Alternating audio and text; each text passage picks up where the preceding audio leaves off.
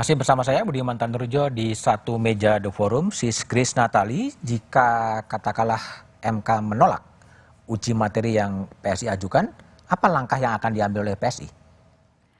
Saya nggak mau berandai-andai dulu nih Mas Budiman. Optimis ya? Masih optimis, kita usahakan yang terbaik, tapi tentu akan sangat sedih kalau sampai ditolak. Ini berarti mimpi anak-anak muda Indonesia harus pupus atau tertunda entah sampai kapan karena sebuah ketidakadilan bahwa ternyata capable atau kemampuan pengalaman itu nggak cukup karena kita dianggap masih labil kalau usianya belum 40 tahun gitu. Sebuah alasan yang sangat absurd dan saya harap ketidakadilan ini bisa ditegakkan oleh Mahkamah Konstitusi. Jadi belum ada langkah antisipasi kalau ini kemudian ditolak, termasuk apakah kemudian mendesak pemerintah, DPR, atau malah menerbitkan Perpu gitu untuk mengubah undang-undang? Kita masih upayakan semua energi dicurahkan ke proses ini dulu, Mas. Jadi nggak mau berandai-andai dulu, masih optimis dulu. Semoga berbagai pertimbangan dari para ahli juga bisa didengar dalam proses ini. Oke, Bung Habib, pertanyaan yang mirip, jika kemudian ini tidak diterima gimana? Ada hal yang perlu saya sampaikan dahulu, menurut saya lebih penting saya sampaikan. Pertama adalah pandangan kita soal independensi MK. Independensi MK? Kita pernah ramai-ramai seolah-olah kita meragukan independensi MK. Ada pengumuman putusan di awal, ya kan? Ternyata de facto faktanya beda jauh, gitu kan? Itu kan bocornya nggak tepat itu.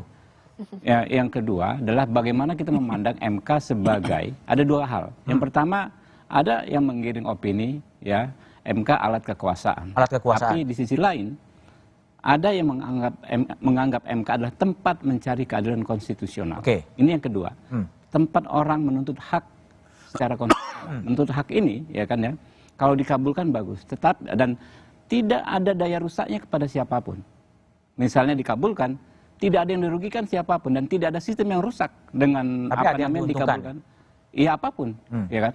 Ada yang diuntungkan, ada yang sangat diuntungkan. Itulah namanya perjuangan menuntut hak konstitusional, gitu loh. Apa yang masalah kalau ketika apa namanya ada orang, pihak, 1 orang, 2 orang, 1000 orang, 10 juta orang yang diuntungkan dengan gugatan ini? Apakah itu menimbulkan kerugian bagi orang lain? Melanggar hak konstitusional orang lain? Tidak seperti itu. Jadi apapun putusan MK ya yang akan keluar dalam persidangan ini kami akan ikuti. Kami akan turuti. Tidak mengajukan political review sendiri, DPR mengubah. Dan putusan MK sebetulnya kan nanti akan mengikat semua pihak gitu kan. Kita harus mengacu pada putusan MK ini gitu. Oke, baik kalau gitu. Pak Hakim Palguna, jadi gimana sebaiknya Hakim MK ini mengambil keputusan ya, karena ini sudah orang publik mengatakan syarat politik. Ini pemilunya tinggal 190 hari. Gimana sebaiknya Hakim MK itu mengambil keputusan kalau menurut pandangan Pak Palguna? Ya, ini pertanyaan penting menurut saya. Ada satu statement yang sangat mendasar yang diucapkan oleh mantan Chief Justice yang sangat terkenal di Amerika Serikat, John Marshall. Pertanyaannya begini, apa sih yang menyebabkan putusan hakim itu dihormati dan ditaati? Jawabannya adalah cara dia memutus. Cara dia memutus. Memberikan pertimbangan terhadap isu yang diajukan kepadanya. Nah, itulah sebabnya maka orang tidak pernah meragukan yang namanya judicial independence itu karena diimbangi oleh judicial accountability.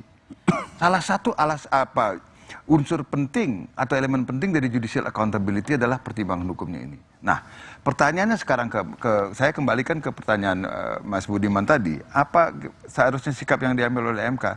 Saya sendiri masih berpendirian hingga saat ini dan tidak pernah berubah. Saya bukan Power Rangers dalam soal ini.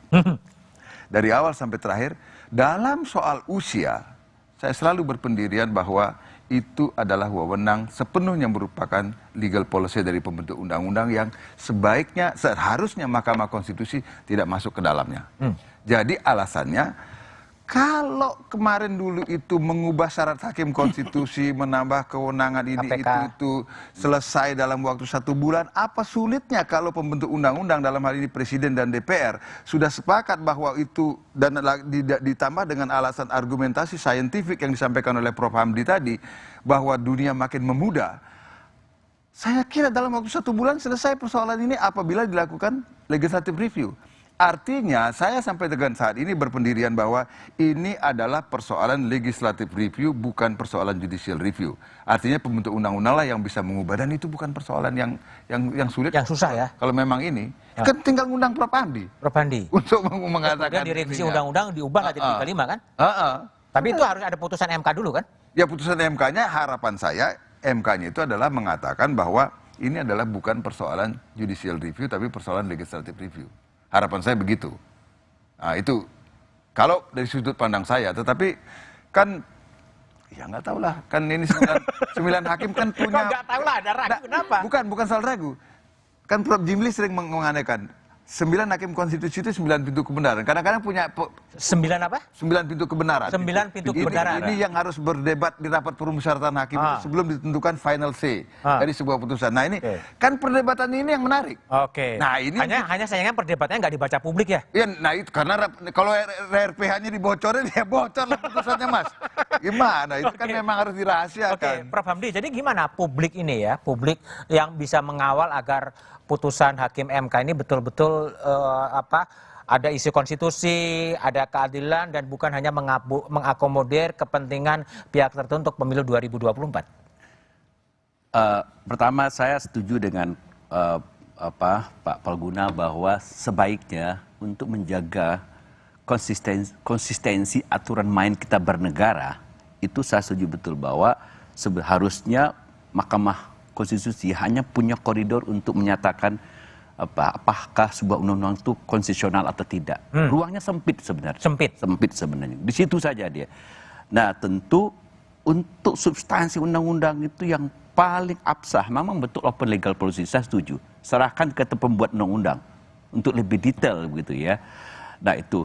Nah, cuma sekarang apakah ini misalnya satu lagi saya ingin menyampaikan bahwa tadi kita harus sepakat bahwa dunia makin memudah, bahwa argumen-argumen untuk membuat persyaratan makin menua itu nggak punya dasar yang jelas, nggak punya dasar saintifik yang bisa dibenarkan sebenarnya gitu ya. Jadi kita setuju bahwa, tapi apakah ini akan dilakukan sekarang untuk melihat maslahat kita berbangsa bernegara ini, karena ada momen pemilu, kan itu yang dipersoalkan. Apakah ini tidak menimbulkan gonjang-ganjing atau menimbulkan prasangka yang tidak baik kepada sejumlah pihak yang dituduh misalnya mendapat keuntungan dari proses ini, kan gitu yang dipersoalkan gitu loh. Nah, apakah memang lebih baik, kalau saya tetap mengatakan bahwa sebaiknya memang undang-undang itu direvisi itu lebih elegan itu kalau mekanismenya di legislatif. Jadi kembalikan kepada open legal policy itu. Mahkamah Konstitusi cukup menjaga yang koridor yang sangat sempit itu, dan itu menyerahkan kepada pihak DPR dan pemerintah. Iya, lebih baik seperti itu gitu loh. Jadi tapi manakala kita juga tidak bisa menutup hati nurani hakim misalnya, walaupun 1, 2, 3 orang ini dipandang dirugikan betul tadi secara konstitusi, tidak mendapatkan perlakuan yang fair, ya itu ya saya menyatakan itu nuraninya para hakim. Oke, baik Prof. Andi, makasih Pak Palguna, makasih Sis Grace, dan Pak Habib, terima kasih telah bergabung di Satu Meja The Forum.